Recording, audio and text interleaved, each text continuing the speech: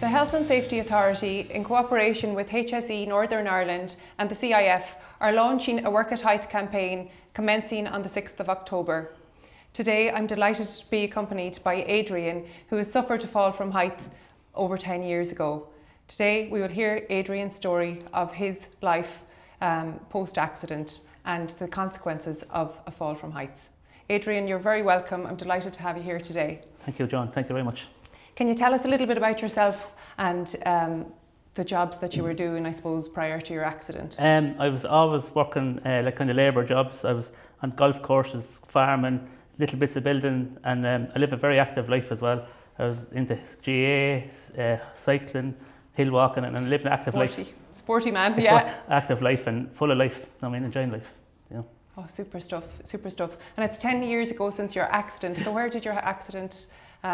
What kind of job? Was it a commercial job or a residential job? Doing a building site up in UCD on Belfield in UCD, the 20th of July 2015.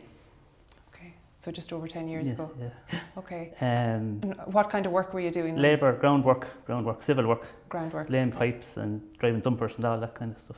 Yeah. Okay. And can you recall, I suppose, the morning of that accident before you went to work? It was a normal day, or? Yeah, just got up for work and went to work, going along to work in the van with my friends, and just on site, signed in, looked after everything, doing different drains and different pieces of work, and just a normal regular morning. Yeah. Okay. Was there many people working on that site, or was it just a small crew? There was loads of people, different trades. There was block layers, plasters, roofers. We were doing civil work as well, so it's a full-on site. Like, it was a busy commercial site. Like. And can you tell us a little bit about what happened leading up into your accident? Just we're putting in a big manhole for groundwater, and we were clearing back the site, and we asked the foreman and the health and safety officer to move a concrete pillar, but he wouldn't move the concrete pillar. He said it had to stay there because I was taking a water bunker. Okay. And then what happened? So then we went for 10 o'clock tea, starting at that, and just sitting down and got tea and back to work, and the drain started filling up with water. So my foreman sent me to go get a submersible pump to take water out of the drain because the water was backfilling in the drain. We couldn't lay the pipes in it. And so drained out, emptying the water, but the hose started leaking. So my foreman told me to stop the submersible pump and get a new hose.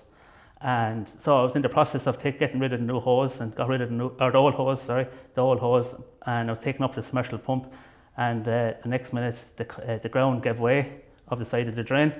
Went from under you? Went from under me, it gave way, it collapsed really quick, and I fell in, and I landed on all fours, my hands and knees, and a concrete pillar called the Kelly block fell on me and crushed me and buried me alive. That's horrendous. Yeah. Oh. That very traumatic experience. Very traumatic. It happened so quick as well.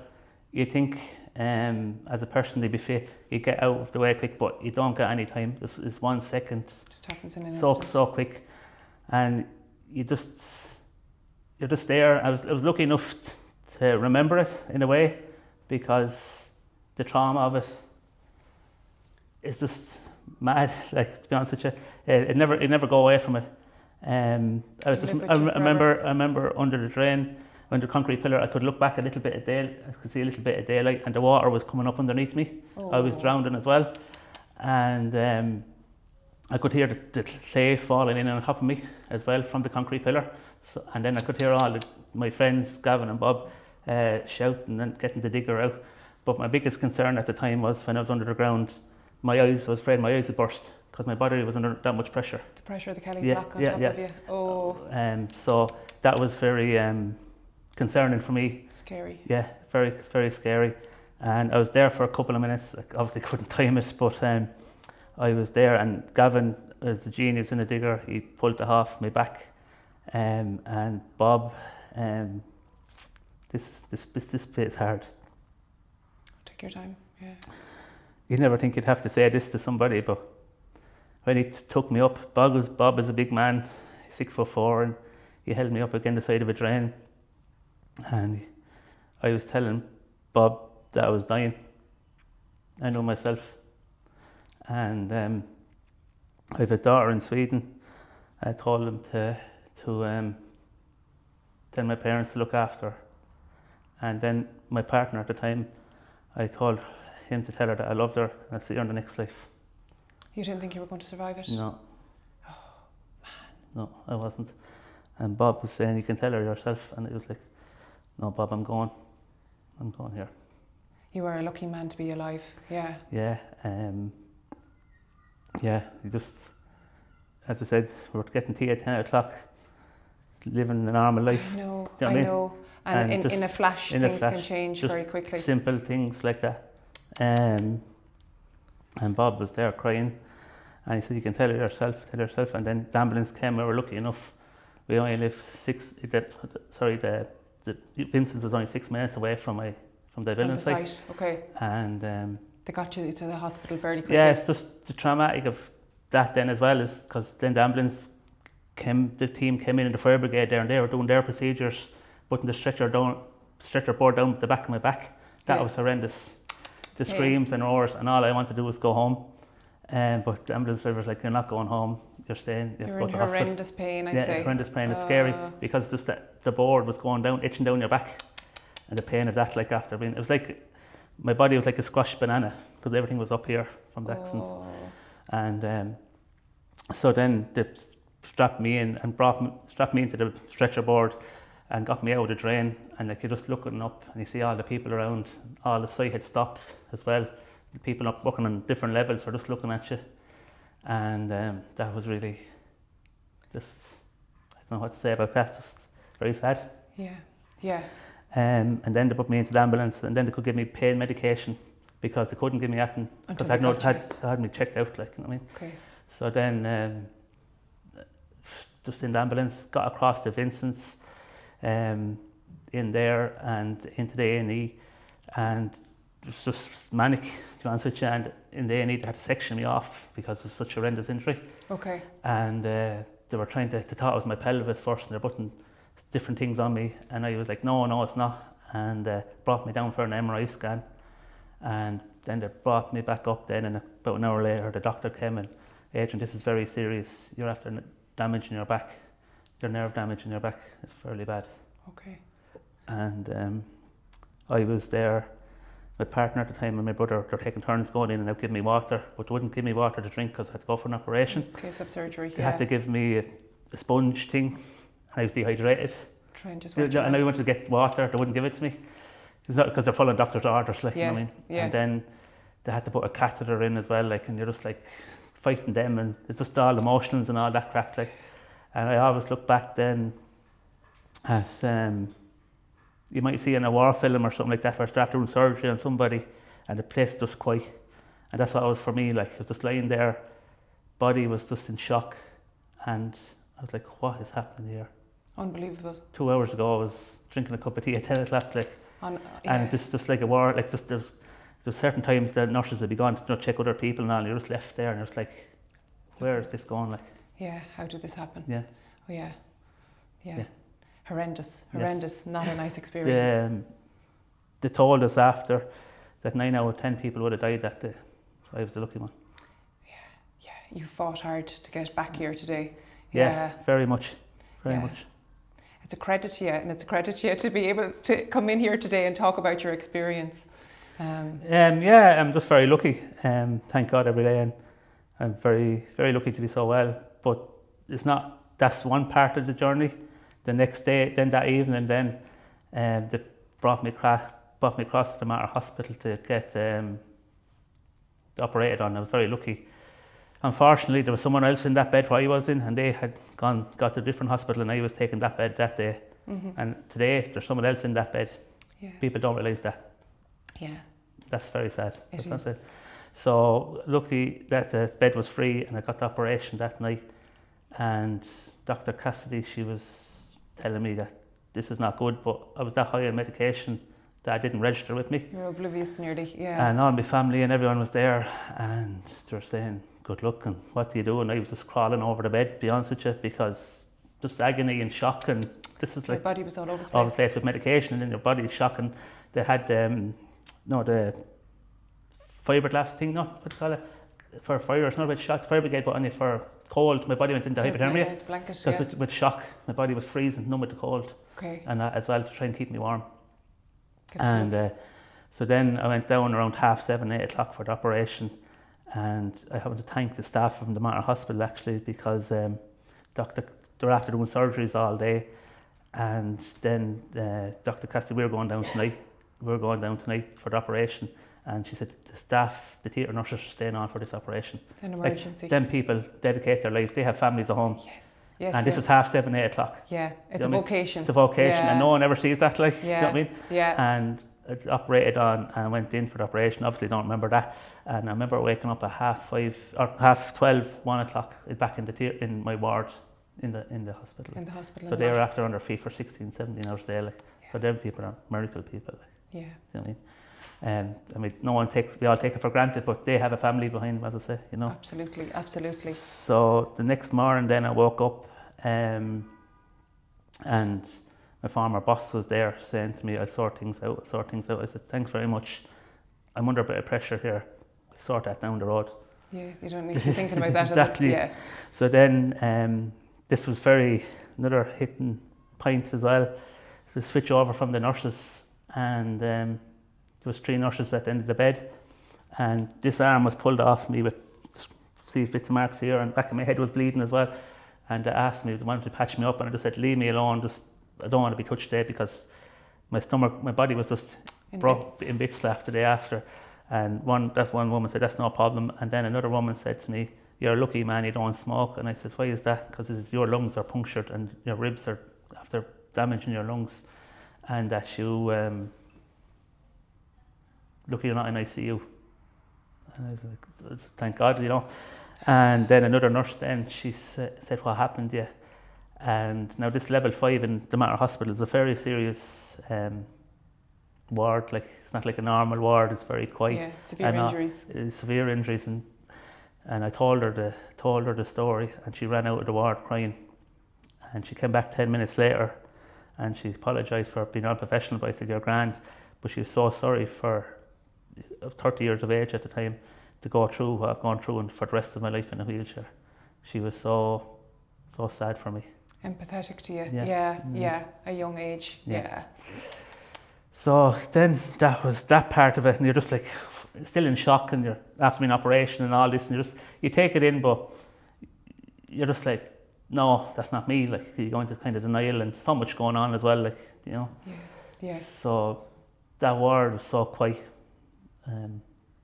So it's just, we all take things for granted, like in spinal cord. We just take it for granted, even the simple things, lifting stuff, we're not lifting right, we damage ourselves, and then we're going around with a limp or a bad back for what? Like, just another minute would be do things properly, we'd be all better off. I know, yeah. I suppose in hindsight, it's great to have that clarity to think if we only stopped for a minute. But yeah. Hopefully your message will resonate with other people, though, to think that minute to stop would make a huge difference in the overall scheme of things. So you got word, I suppose, when you were in the matter then that you were paralysed. Yeah, the next morning I was told on the Monday evening, but that didn't register with me. And then on Tuesday, then Dr. Cassidy was up again, and she said, "Adrian, this is not good. This is going to be paralysed." But Dr. Emer Smith from the NRH, it'll be in on Wednesday or Thursday, I can't remember the exact day, to give you a prognosis and do the tests of touch you around, see what can you touch. And we had, I can't remember, just can you feel stuff? You know what I mean? And I said, okay. And so then another thing then as well, then there was a little nurse, lovely woman from Galway Bay. She was a lovely woman, but my lungs were that bad. She was putting stuff, that lozenges down my throat to get all the blood, and 804, to be honest with you, that went down my throat and in my lungs. And she used to come 3 times a day, but my ribs, and I broke my chest bone, my lungs as well, and then my ribs is broke as well, and my pelvis and pubic bone, and I broke my spine from my neck down. I fractured it, but I broke my L1, so that was the bottom of my back. But I couldn't cough it up because my body was just like so sore. Oh, you had so much broken. So I'd come up as far as here, and then back down 3 times a day she'd come in and with lozenges and put me on stuff to get it back up. To try and clear it. Because, and that was the Tuesday. And then the Wednesday as well, and they were very worried about me on Wednesday evening as well, because I would nearly want to go to ICU because my lungs weren't responding the way it was. You know what I mean? And it's just things that hit you that you never think hit you. But there was one of the carers, he was on that ward that day, and he says, "You're still here?" And I said, "Yeah."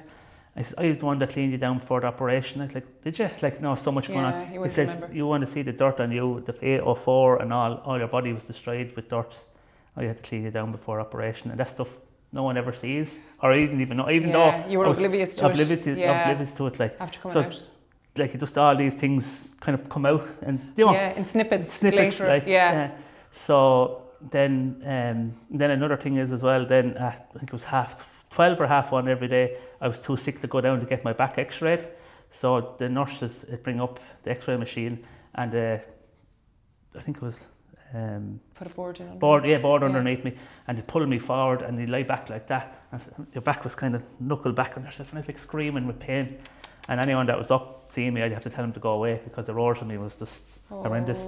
Like I used to say to them, "You're rocking back because we're here to do a job." They didn't in the right manner. They had to go and do. I was like, I'm after picking me back, like, and so that was another thing. Every day, 12:30 or 1:30, you'd dreading the nurses coming in. Like the only appointment that was on time. You know what I mean? They're doing their job. It's not. You know what I mean? But it's just like it was painful.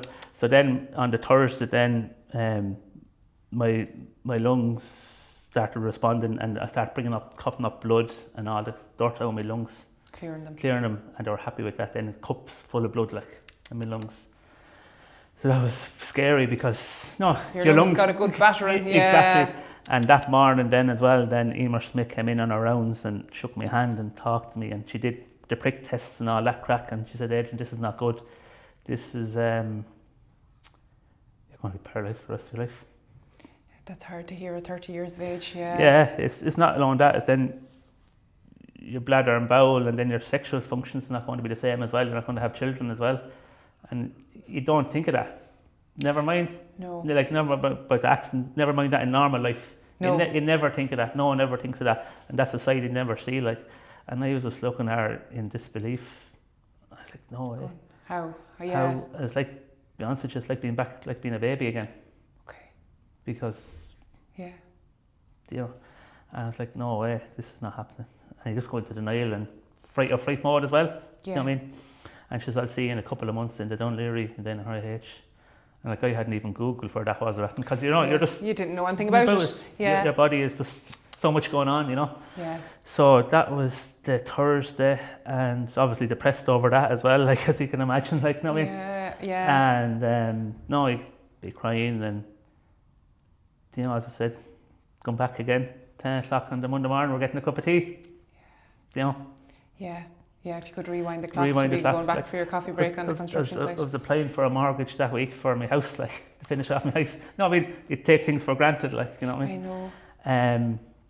So I had to get over that, and people were coming in, and droves of people coming into the hospital. But on the Friday morning then, they said, "We're going to get you out of bed." Okay. And this is the first time in a wheelchair, but I was just like, what? You're not disorientated nearly. And got me dressed, and they put down then the sheet at the back of you for lifting you out on a hoist. Okay. Just off the bed, and you're just dangling there. Just like, what? How did this happen? Where is this coming from? Yeah. Like, this is not me. Yeah. You know what I mean? So they put me into the wheelchair, and the wards were like open wards. They weren't like, so anyone walking down the hall, you could see into every ward, like. Yeah. And I was like, "Why is this ward so quiet?" And then you're going up past, and I was bed 8, and I was going up past, and no wonder the ward was so quiet, because there's a lot of people worse off than me. Okay, yeah. You've seen other patients with severe injuries. Severe injuries, and that's why it was so quiet, like. And then this was in the hospital. In the Mater, in the Mater hospital, yeah. And like, aunties and friends would come down, and they'd be all crying.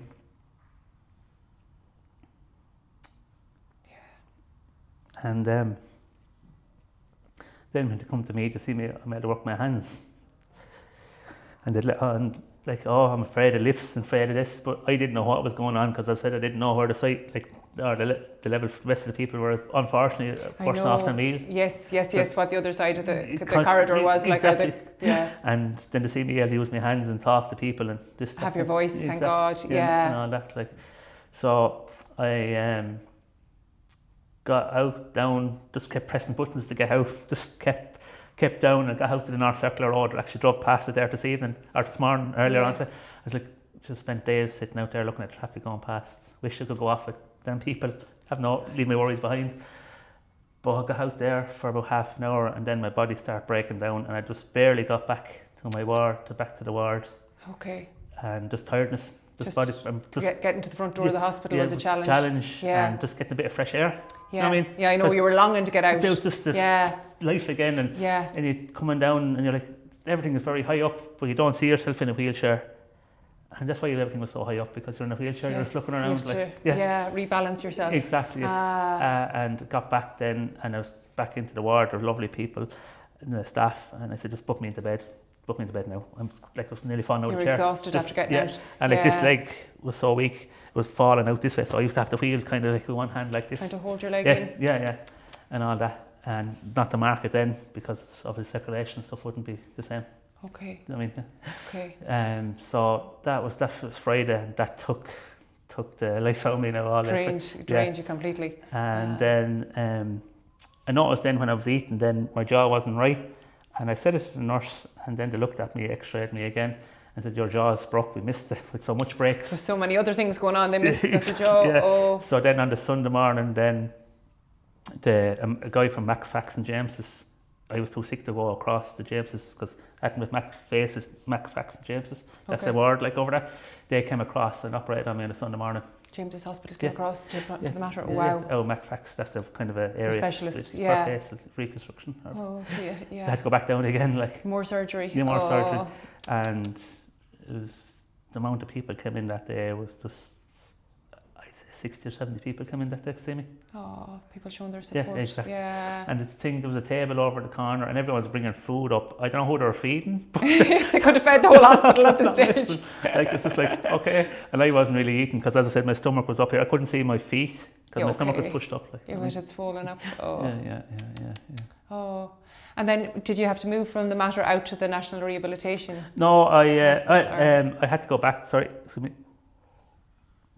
My first hospital after the accident was Vincent's, so you have to go back to that hospital after the matter was finished with me. Okay. To hold me there till I get to the NRH. Okay. It's just the way the system is.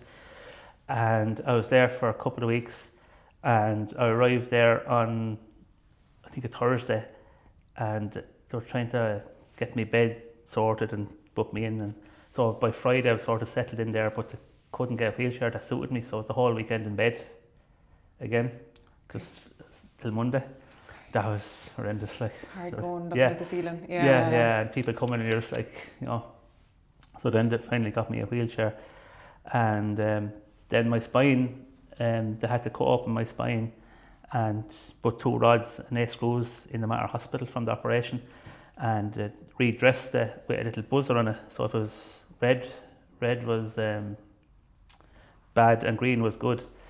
So they used to dress it and stuff like that, but about 3 weeks after I got the dress, they used to dress it, but after I got this buzzer thing, I started feeling unwell, and I couldn't get out of bed over the weekend, and I said to the nurse, like, I don't feel well, and she went off and got a nurse, requested for a doctor, but he wasn't back for 12 hours. It wasn't his fault, it's just the health service. I asked about 3 o'clock in the day, and he didn't come back till about 2 o'clock in the morning, and she took a urine sample, and I blood.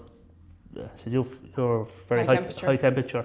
And I said, yeah, I don't feel well, but she never did anything about it, not blaming the woman or anything like that. Okay. But the look of God, then on the Monday morning, I was going across to the Mater just to check up with Dr. Cassidy to see how my spine was. Yeah.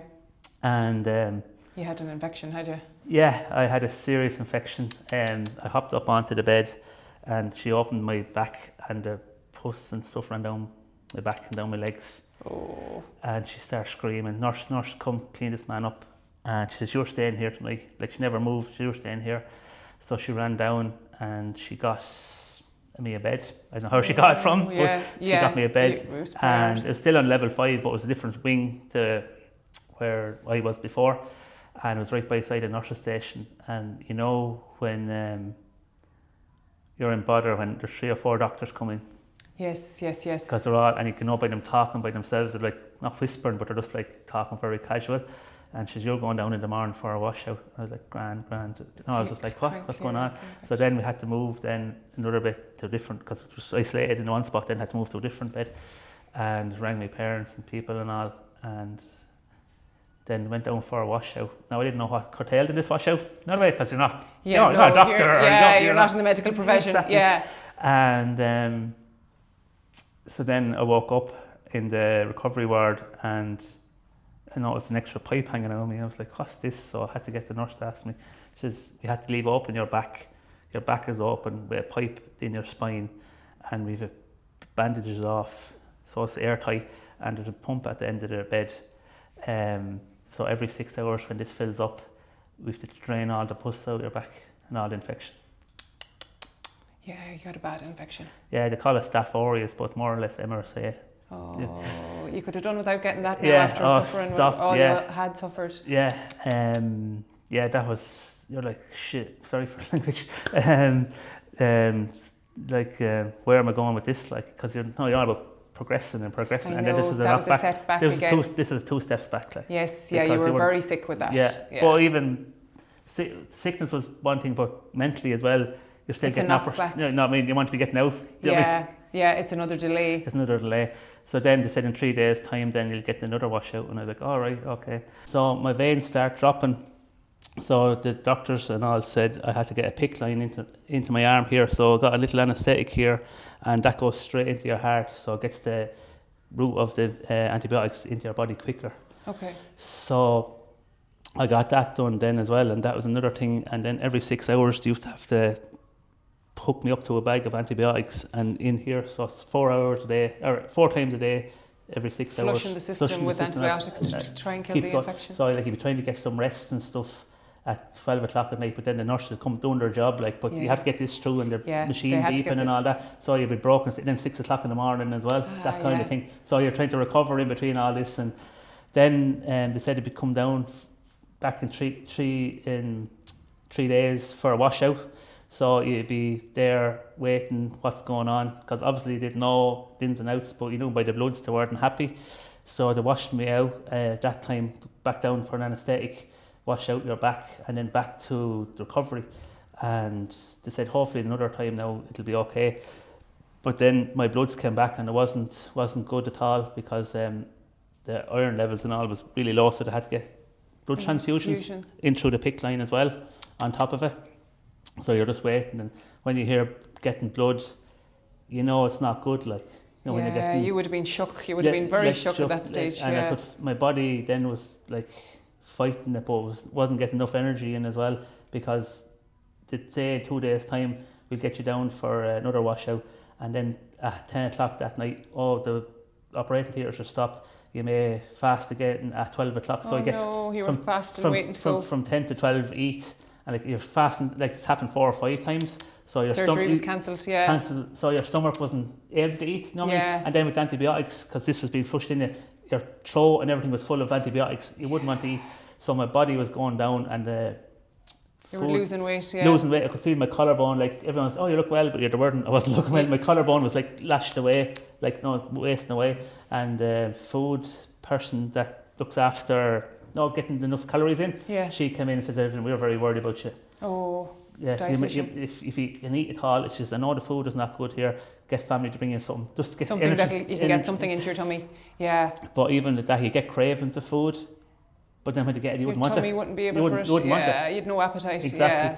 So then I got another 4 or 5 washouts, and then I got 4 pints of blood. But one of the times it was very touch and go. I was in the middle of getting my blood, and it took me down really quick to get a washout, which is very unusual, because for infection reasons and all that. And by the nurses and all, they were concerned. And I used to wake up then freezing, because all my energy was gone. Yeah, Your body, to try and keep and like it yourself was warm. in the Mater hospital, there was a warm hospital, and they used to have extra blankets and like some like a hairdryer in the bed to warm me up To try after and get operation heat. because my body was so freezing. Yeah. So that was the journey, and then I was lying. And another thing to explain about as well, I was always bedbound for this. Like I was bedbound for probably a month or whatever. But I was lying on one side, and everything was coming out this side. So you're like lying over. So you got a bed sore then as well because I was lying for a month on one side. So long like, on one spot. Exactly. Oh yeah. So that was another issue then as well, because with bed sores, with paralysed, it's not a very delicate situation. You have to be very careful. Okay. You know, for skin healing and all that, blood flow and all that. Yeah. So no one sees that side of things. No, nobody would hear this side of the conversation at all. Exactly. No. So yeah. So then, look, God then was able to get the operation, all the washouts done, and sewed up my back. Okay. And then, but I still had the PICC line in my arm because I was on that for till about October, November, getting antibiotics every 6 hours. So, Adrian, when you left the hospital, then I suppose returning back to your own house, tell me about your experience getting home and the adaptations that had to be made. Getting home was horrible, to be honest with you, because when you're in the hospital, everything was laid out and it was all in a different world. And then when you get home, then it's a different environment. Because on the Monday morning, I got up and I wasn't back for 6 months. Yeah. Now I was home at weekends and stuff in Dunleary, but it's a novelty because you're out of hospital. Couple of hours, whatever. But when you're back home, I was home the 16th of December. Okay, before Christmas. Before Christmas, and it was like, what? The reality of what's going on here, like? Okay. And I didn't want to see anyone, to be honest with you. Yeah. And it was a big shock then as well, seeing me for the first time in a mirror in a wheelchair. Yeah, for people who hadn't seen you since the previous. No, for myself in the mirror. Oh, in the mirror. Yeah. Oh, looking at yourself in the mirror. Yeah. Oh, and that hit you when you went home. Yeah. Ah, that's mad. Yeah. Yeah, and just like, what? That's not me, like. You didn't recognise yourself, nearly thinking, how did I? And like this. So that was very hard to accept. Yeah. Because when you're in a wheelchair, you never see yourself in a wheelchair. No. Yeah, you don't think of yourself. Yeah. As yeah. So that was hard, and then there was a tragedy in my family that week as well. In my family as well, it's very hard. So we were just trying to come to terms with that, and didn't want to see anyone. People come visit, however, I didn't want to see. Didn't want to go. No, you didn't want to face people. No. And you had a child at home as well. Sorry? You had children at home? No, my daughter is actually Swedish. She's lived in Sweden. Okay. But we used to Skype and all that crack. You know what I mean? And all that wasn't the problem. But she would have seen the journey you went through, I suppose. And she was home the week before my accident. Okay. I brought her to the airport and went back with her and just said I'd see you soon. And then the next time she seen me was 2 weeks later in the bed. She was only 6 at the time. In the hospital, she was 6 years old. Okay. Yeah. You know, but it's just dealing with being in a wheelchair. We take life for granted, like. We do. Yeah. And stuff that you wouldn't take any heed of when you're in a wheelchair. It's a different world, like. You know what I mean? Accessibility, toilets, cleanliness in toilets. Okay. You know what I mean? Yeah. Getting into a car. Okay, simple things that you don't think about exactly, until you're in. Even this morning, I was just getting ready and just getting into a shower chair to get a shower. Okay. No, we all take this for granted. Yeah. We'd be giving out there's not enough hot water or something like that. But like, you know what I mean? Yeah. It's just the simple things, like, you know what I mean? You have to re-navigate and relearn or readapt how the normal things are done. Exactly, yeah. Yeah, it's huge. It's huge. So then mentally, I was in a bubble, and go back to Dunleary for a second after being told I wasn't able to walk again. Obviously said that the mood had changed, and I was talking to a psychiatrist up there, and I talked to her, no problem, but it was still too early for me to process all this, like, because your world is just turned upside down, like. Into a washing machine. Yeah, exactly, and you're just don't know where this is going to end, like, and You know what I mean? So then during the year, then I started feeling unwell, and I went to get help. Like, and I just encourage people, no matter what your circumstances is, it doesn't have to be injury-wise. There is help out there, and the hardest things you have to say, and it's not a macho thing. Oh, you need help, and if you say them words, there is services out there that will help everybody. It's not about being macho or being brave. You're actually being braver, getting help. By putting up your hand and saying, please, I need It's help a here. simple thing, and there's no judgment in any counselling or anything like that. They're there to listen and help and encourage you in the best way. And you found that beneficial? Yeah. Oh, definitely. Yeah, And still today, like, you still get counselling. Obviously, it's such a traumatic thing. Huge, I mean, yeah. And it wouldn't be fair to myself not to get counselling. Like. No. Yeah, it'd be injustice, like, you know. Absolutely. So it's good to talk, like, you know. Oh, it is. It's so important. A lesson for everybody, isn't it? Yeah, it's just the simple things. Have a chat with a stranger in a proper environment, and half your problems are gone. Like, you know what I mean? A problem shared is a problem halved, don't they say? Just time for yourself. Like, we have to do self-care as well. Yeah. Like, we're always worried about this one and about work and be here and that appointment, and someone's WhatsApping me this. But self-care, your own mental health, is more important. Yeah, absolutely. Yeah. And there are loads of opportunities for help out there. Exactly, so yeah. So don't be shy. It's not a macho thing. It's not about being brave, especially on building sites with men. And there are this, that, and other. Just there is help out there for everybody, and even people with addictions, alcohol, drugs, whatever. There is help out there, and you're not alone. I know, and even talk to a colleague at work, or talk to a friend. Or talk to somebody. Yeah, even if it's not a professional at the first point. Exactly. Yeah. You know what I mean? And then, Adrian, just I suppose about the safety culture, we're going back 10 years, I suppose. Safety culture was probably different 10 years ago to today. But how familiar were you with things like safety or toolbox talks or risk assessments or safety statements? Was that language ever familiar to you, or what's your memory of that? It was starting to come out that time, of sort of the buzzwords that time and all that, but it was just kind of a tick box exercise. That's the way it was. Just get that done, get back to work and all that kind of thing. But all I can say is that's just the mentality. You know what I mean? That's and which is wrong, obviously. But it's not about me. It's other people. As I said, there's someone else in that bed in the level 5 today in the Mater Hospital suffering. Yeah, there is. And that's the reality of life. Like, that is the truth of it. The fatal accidents get the publicity. Yeah. But every day of the week there's falls from height, injuries at work, and they don't make the media, or they don't make the newspapers, but they're happening. But there's life after the accident. You know what I mean? That people have to live like me and everyone else after a building site accident. Yeah. That's your life still goes on. Yeah, and people's lives go on and all that. But I'm the lucky one in a way to have my hands. Some people are not as lucky to have their hands. You know what I mean? Thank God for that. And you just have to be aware of this. Like, and all I can say is, for never mind the people in the offices or the foremen, the people that are going in to do the work, whether it's the chippy or plaster or labour or whatever, you all have family, we all have friends, we all have a life outside work. Work is important. We need to pay our mortgages and do this and do whatever and go on holidays. But imagine hugging your child, playing Gaelic, playing drafts, out with your friends at the weekend, just living a normal life, and then wake up Monday morning and you can't do nothing. You can't do any of it. Yeah. That's the impact. Just 1 minute, people think, is it safe?